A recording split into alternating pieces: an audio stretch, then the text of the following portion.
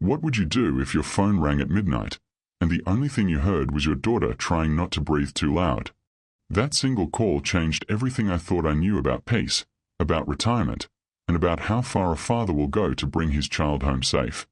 Before we go further, hit that subscribe button right now, because this story only gets heavier from here, and you don't want to miss where it ends. Drop a like if you believe families should protect each other no matter the cost, and share this with someone who needs to hear it tonight. My name doesn't matter much in this story. What matters is who I used to be, and who I became the night my daughter needed me most. For 31 years, I wore a badge that most people never noticed. I wasn't a police officer chasing speeding cars or writing tickets. I worked federal cases, tracking people who thought they were smarter than the system, people who believed distance and time could erase what they had done. I learned patience in that job. I learned how dangerous people behave when they think no one is watching. I learned that the loudest threats often come from the quietest men, the ones who smile first and strike later. When I retired, I traded surveillance reports for a garden. I traded stakeouts for slow mornings with coffee on my porch. My wife had passed 2 years earlier, and the house felt too big most days, but I filled the silence with small routines. Watering the plants, fixing the fence, waiting for weekend calls from my daughter, Hannah, who lived 40 minutes away and always sounded a little too cheerful on the phone, like she was performing happiness instead of feeling it. I should have noticed sooner. Looking back, there were signs stacked one on top of another, quiet enough to miss if you weren't trained to look for patterns. She stopped visiting as often. She cancelled plans at the last minute. She laughed a little too fast when I asked how her boyfriend, Marcus, was treating her. Marcus had a way of talking that made people trust him instantly. He complimented easily. He remembered small details about your life and repeated them back to you like proof he cared. The first time I met him, he shook my hand firmly, looked me in the eye, and told me he admired men who served their country in quiet ways. I remember thinking he sounded rehearsed, like he had used that line before on someone else's father. He worked in sales, the kind of job that rewards charm and quick thinking, and it showed in every interaction. He asked good questions. He laughed at the right moments. He complimented my garden during that first visit, mentioning a specific variety of tomato he claimed his grandmother used to grow, a detail so oddly specific that it stuck with me long after he'd left. Later, I would learn that manipulators often collect these small personal details deliberately, storing them away as tools to build instant rapport with anyone whose trust they needed. For a long time, I mistook his attentiveness for genuine warmth.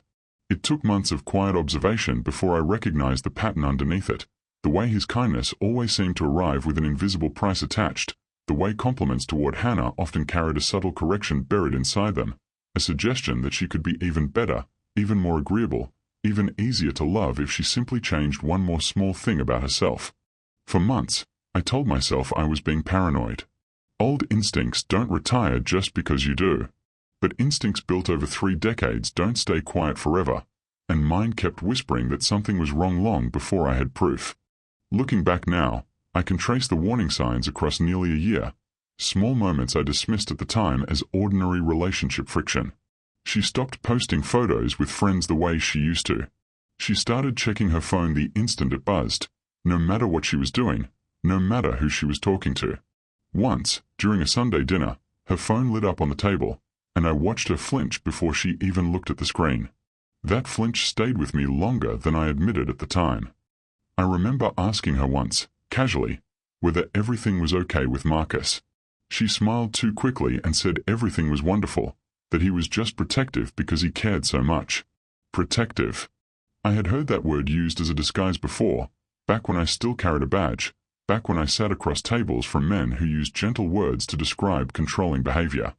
I told myself I was overanalyzing a normal relationship through the lens of a career built on suspicion. I wanted to believe her more than I wanted to trust my instincts, and that choice haunted me later. The night everything changed started like any other. Rain tapping against my windows, the kind of steady rhythm that usually helps me sleep. My phone buzzed on the nightstand at 11:40. Hannah's name lit up the screen. I answered expecting small talk. Instead, I heard breathing. Fast, shallow, controlled the way you breathe when you're trying not to make noise. "Dad," she whispered. I need you. Every calm bone in my body sharpened into focus instantly. 31 years of training doesn't disappear. It just waits. Where are you? I asked, keeping my voice level, because panic on my end would only feed hers. The pharmacy on Route 9. I locked myself in the bathroom. Behind her voice, I heard something pound against a door. Once. Twice. A man's voice followed, syrupy and calm in a way that made my stomach twist. Hannah, sweetheart, stop being dramatic. Open the door. I was already out of bed, pulling on jeans with the phone wedged against my shoulder. Stay exactly where you are, I told her. Keep the door locked. Don't hang up. He followed me from work, she said, voice cracking. I don't know how he knew where I'd be. That detail alone told me everything I needed to know about the kind of control Marcus had built around her life. Men like him don't guess. They track. They plan. They collect small pieces of information the way a hunter studies a trail, until every movement becomes predictable. I grabbed my keys and my old flashlight, more out of habit than necessity, and headed into the rain. The drive took 18 minutes, though it felt like 18 hours. Hannah stayed on the line the entire time, her breathing slowing gradually as I talk her through it, the way I once talked frightened witnesses through impossible nights. Stay low. Stay quiet. Focus on my voice, not his. When I pulled into the pharmacy parking lot, I saw him standing near the entrance, arms crossed, phone in hand like he was filming something worth remembering. Marcus looked exactly like a man rehearsing his own innocence for an audience that hadn't arrived yet. I stepped out of my truck slowly. My knees ached from age, but I didn't let it show. In my old line of work, showing weakness in front of a predator was the fastest way to embolden one. Evening, he said, flashing that same practice smile. This is just a misunderstanding. I didn't answer right away. Silence, I've learned, unsettles guilty men far more than accusations do. She's scared, I finally said. She overreacts sometimes. No, I said. She locked a door because she was afraid of you. That's not overreacting. That's survival instinct. His jaw tightened for half a second before the smile returned, thinner this time. Standing there in the rain, I felt something I hadn't felt since retirement, that old sharpened awareness of reading a dangerous situation second by second.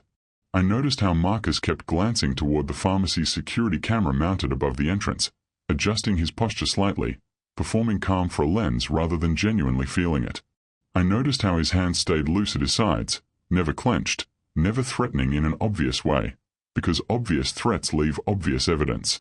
Everything about him was calculated to look reasonable to anyone watching from a distance. Hannah came out from the bathroom a few minutes later, mascara streaked, hands trembling.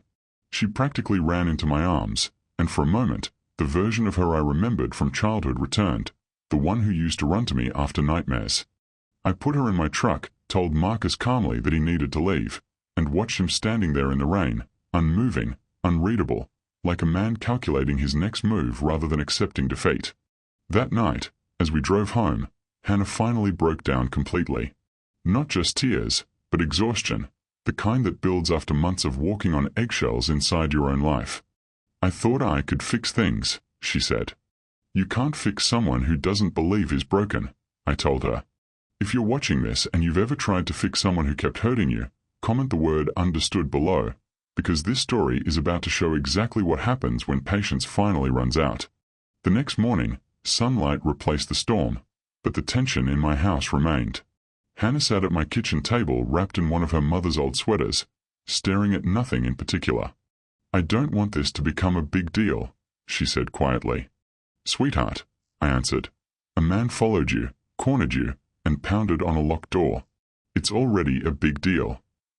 She looked away, ashamed, the way victims often do, as if surviving fear was something to apologize for. I recognized that look. I had seen it hundreds of times across interview tables during my career, though I never expected to see it on my own daughter's face. Slowly, she began explaining how things had unfolded over the past year. It never started with threats. It started with attention. Constant texts asking where she was. Compliments that slowly turned into criticism disguised as concern. Comments about her friends being a bad influence. Questions about her spending habits framed as caring interest rather than control. "He said you were the reason I couldn't understand real love," she admitted. That sentence lit something inside me I hadn't felt in years, a controlled anger built not from ego but from clarity. Manipulators often isolate their victims by turning family into the enemy first. I decided that morning that we weren't simply going to hope Marcus disappeared. We were going to build a case, methodically, the same way I once built cases against men who believed themselves untouchable. I called an old colleague, Detective Reyes, someone I trusted from years of shared casework. He listened carefully as I explained everything, then advised us to document every incident, save every message, and install security cameras immediately. Predictable predators, he reminded me, often escalate when they sense control slipping away. By that afternoon, my porch had 2 new cameras. My neighbor, a retired security consultant named Walt, helped install a motion sensor light near the driveway. Hannah sat on the steps, arms wrapped around her knees, watching us work. "You think he'll actually come here?" she asked. "I think he wants you to believe he could," I said. "There's a difference." That evening, her phone buzzed. An unknown number. A single message glowed on the screen. "You'll regret leaving me." Hannah's hand shook as she showed it to me. I photographed it immediately, saved it, and forwarded a copy to Reyes. 2 nights later, our cameras captured a dark sedan slowing near the house at 2 in the morning. It idled for nearly a minute before driving off. No plate visible. Headlights dimmed intentionally. Textbook intimidation tactics, the kind designed to apply psychological pressure without leaving obvious evidence. I sat at my kitchen table that same night with a legal pad in front of me, writing down every detail I could remember from the past year, the same way I once logged surveillance notes on federal cases. The date Hannah first mentioned feeling exhausted after seeing Marcus. The week she stopped mentioning her college roommate, someone she used to talk about constantly. The afternoon she cancelled a birthday dinner because Marcus had, in her words, a rough day and needed her home. None of these details would have meant much on their own. Stacked together across 12 months, they formed a pattern impossible to ignore. I labeled the pad with dates on one side and behaviors on the other, exactly the format I used decades earlier when building timelines against men who believed their patience made them untouchable. Old habits, it turns out, serve new purposes when you need them most. Hannah watched me working late into the night and finally asked why I was being so thorough about something that already felt over. "Because men like Marcus don't stop just because you leave," I told her. "They stop when leaving costs them something bigger than losing you." She sat with that for a long moment before nodding slowly, understanding settling over her features like a weight she hadn't realized she was still carrying. I began searching public records the way I once did professionally, checking old addresses, court filings, and civil complaints tied to Marcus's name. Buried in an old county database, I found something unsettling, a dismissed protective order filed by a woman named Claire for years earlier. Dismissed doesn't always mean false. Sometimes it simply means frightened. With Reyes's help, we located Claire through a small business she once operated. She agreed to meet us cautiously, choosing a public diner, insisting another woman be present for safety.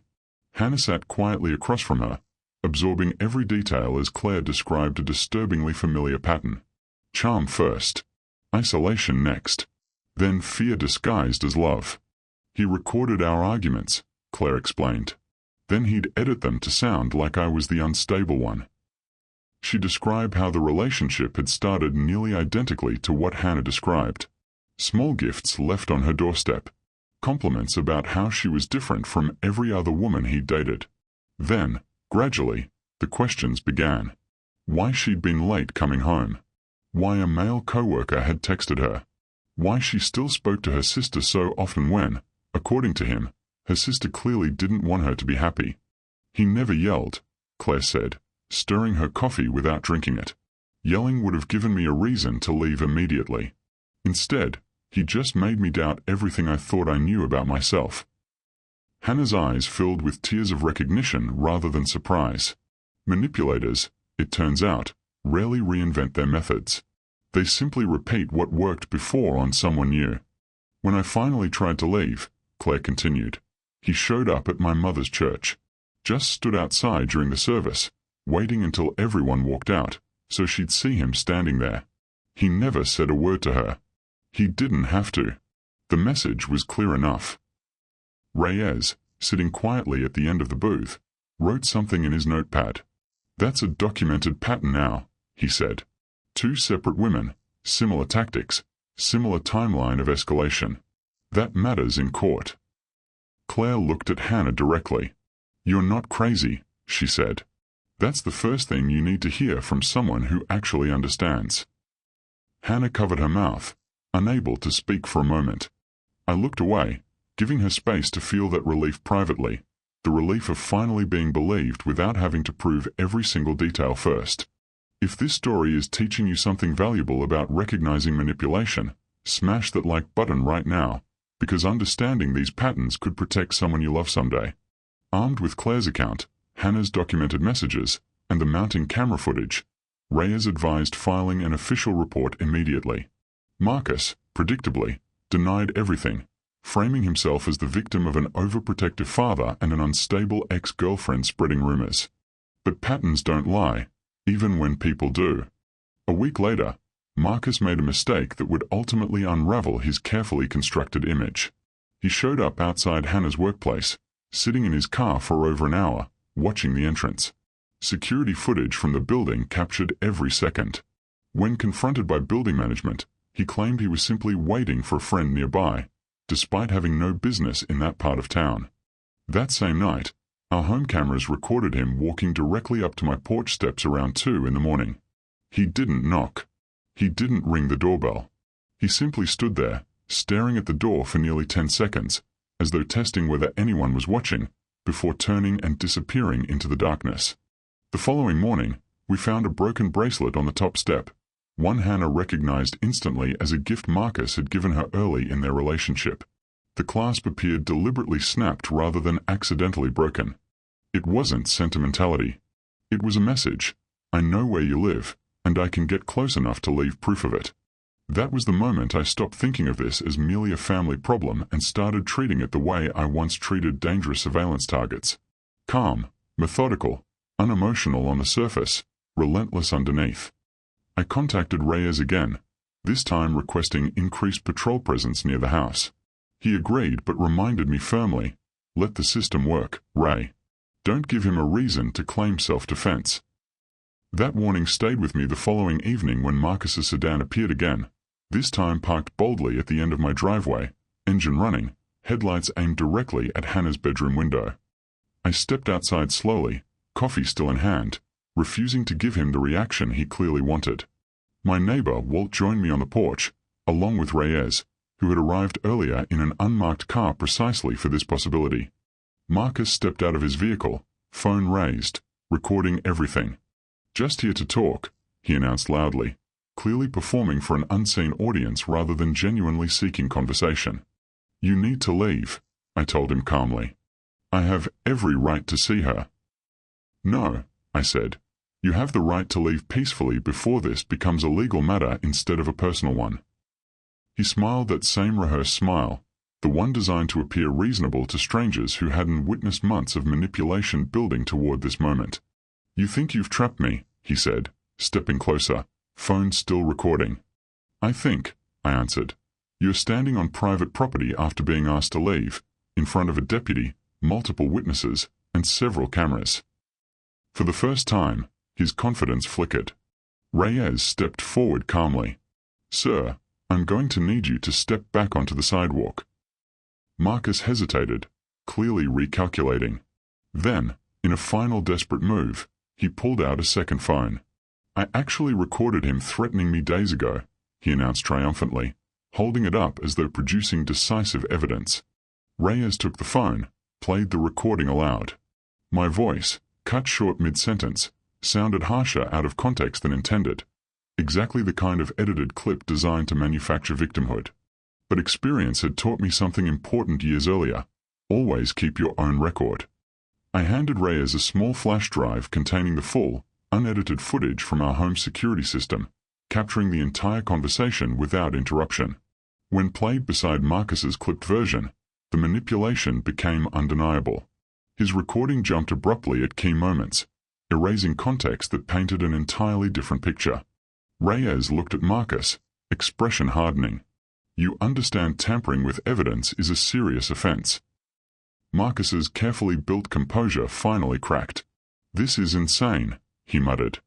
"No," I said quietly. "This is accountability." He looked around at the small gathering on my porch, Walt standing near the steps with his arms crossed, Reyes holding both phones as evidence, Hannah standing tall beside me instead of hiding behind me the way she might have months earlier. For the first time since I'd met him, Marcus looked genuinely uncertain, as though the script he'd rehearsed in his head no longer matched the scene unfolding in front of him. "You people planned this," he said, his voice losing its earlier polish. "We didn't plan anything," I answered. "We simply stopped being afraid to let the truth speak for itself." He turned toward Hannah one final time, his tone softening into something that might have worked months earlier, back before she understood exactly what that softness disguised. "Hannah, you know this isn't who I really am." She didn't flinch this time. She didn't look away or search for reassurance in my expression.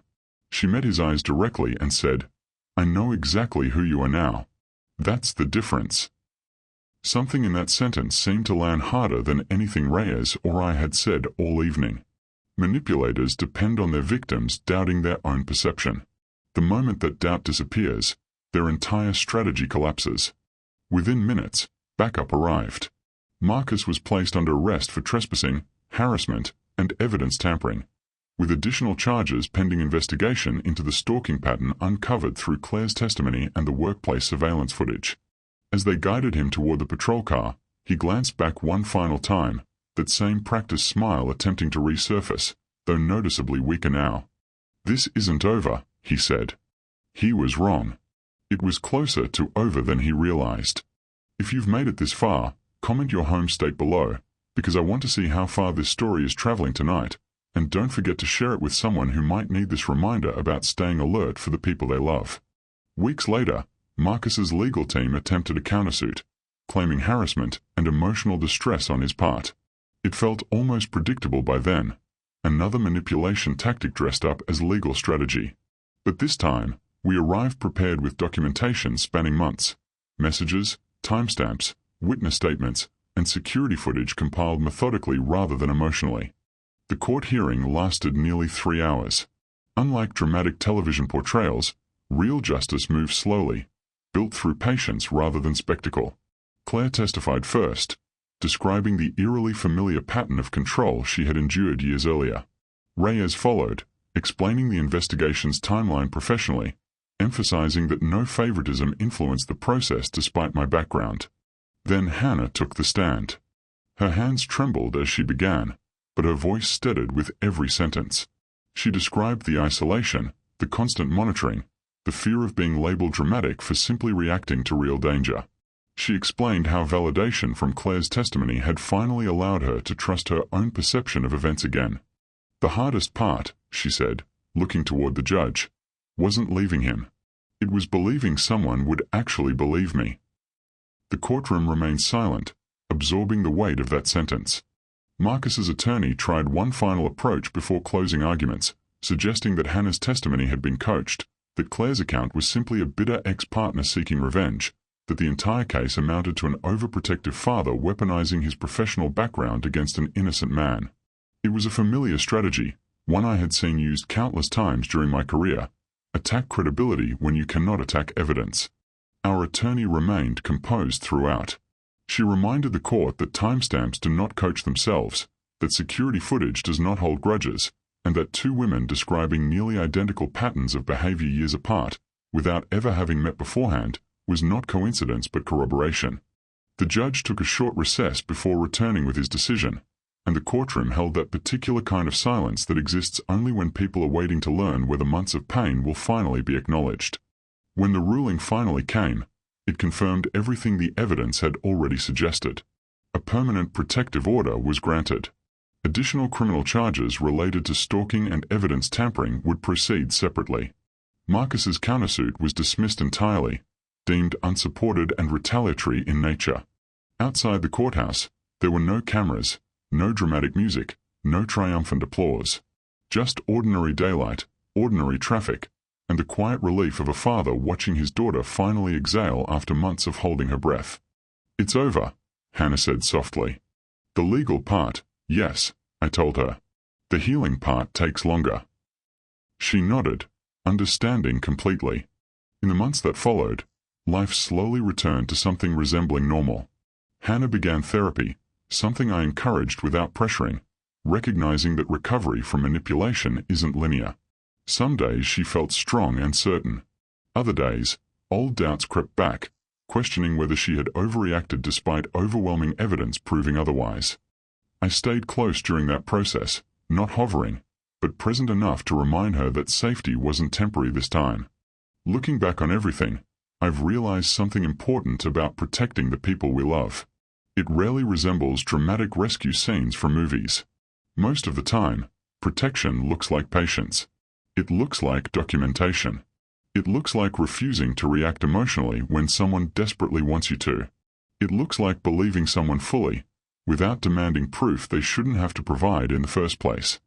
Manipulators rely on isolation and doubt to maintain control. The fastest way to dismantle that control isn't confrontation alone, but consistency, evidence, and community support working together methodically. Hannah once asked me why I stayed so calm throughout the entire ordeal, even when anger would have felt justified. "Because," I told her, "when a man believes he's already won, he stops checking for the truth. That's exactly when the truth catches up to him." These days, my porch light stays on every night, a small habit that started as a promise to my late wife, who always believed light meant safety for anyone finding their way home. Now it carries new meaning entirely, a quiet symbol that this house, and the people inside it, no longer live in fear. Sometimes, in the evenings, I sit on that porch and think about how close things came to going differently. If Hannah hadn't called that night, if I hadn't answered, if I had dismissed her voice as simple stress rather than genuine fear. There are 100 small variables that could have shifted the outcome of that story entirely, and I don't take a single one of them for granted. I've also thought a great deal about Claire, and how much courage it must have taken for her to walk into that diner and speak with two strangers about the worst chapter of her life, knowing it might not even help her own case, only ours. Some people carry pain quietly for years, waiting for the moment it might finally protect someone else. I hope she knows how much that choice mattered. Hannah still has hard days. Healing from manipulation isn't a straight line, and I've stopped expecting it to be. Some mornings she seems entirely like herself again, confident, quick to laugh, unafraid to speak her mind. Other days, old doubts creep back in, quiet questions about whether she overreacted, even with a courtroom full of evidence proving otherwise. I remind her gently, every time, that surviving fear is never something to apologize for. She started seeing a therapist who specializes in coercive relationships, someone Reyes recommended after seeing similar cases over the years. During one of our weekend visits, Hannah told me something her therapist had said that stuck with both of us, that healthy love never requires you to shrink yourself smaller to keep the peace. She said it almost like she was testing the words out loud for the first time, seeing how they felt now that she believed them. I've noticed small changes since then. She reconnected with her old college roommate. The friendship Marcus had slowly pushed out of her life without ever explicitly forbidding it. She started painting again, something she'd loved before the relationship consumed most of her free time and confidence. Small things, maybe, to someone watching from the outside, but to me, each one felt like a piece of her coming back online after months of running on survival mode alone. Walt still checks the camera footage occasionally out of habit, more from friendship than necessity at this point. Claire and Hannah stayed in touch as well, an unlikely friendship built from shared pain rather than shared circumstance. Sometimes the people who understand us best are the ones who survived something painfully similar, long before we ever crossed paths with them. Hannah visits more often now, staying longer, laughing louder, speaking freely without glancing nervously at her phone every few minutes. Watching her reclaim that freedom has been more rewarding than any case I ever closed during my career. If this story affected you the way I hope it did, leave a comment sharing one lesson you're taking away tonight, because stories like this only create real change when we actually apply what we learn. Subscribe if you want more stories exploring resilience, family protection, and the quiet strength required to stand beside someone until they're strong enough to stand alone again. Protecting someone you love doesn't always mean stepping in front of danger dramatically. Sometimes it means standing steadily beside them, refusing to disappear when things get difficult, and trusting patience over panic even when every instinct screams otherwise. That night on the phone, when Hannah whispered that she needed me, I didn't yet understand how far this situation would unfold. I only knew one thing clearly: some instincts never retire, no matter how many years pass since you last needed them. And if there's one truth this experience reinforced more than anything else, it's this: real strength isn't about fighting every battle for the people you love. It's about staying steady long enough to teach them how to fight their own, while making absolutely certain they never have to face it completely alone. Thank you for spending this time with me tonight. If this story meant something to you, don't scroll past without hitting subscribe, because more stories like this one are coming, stories about courage, patience, and the quiet power of showing up when it matters most.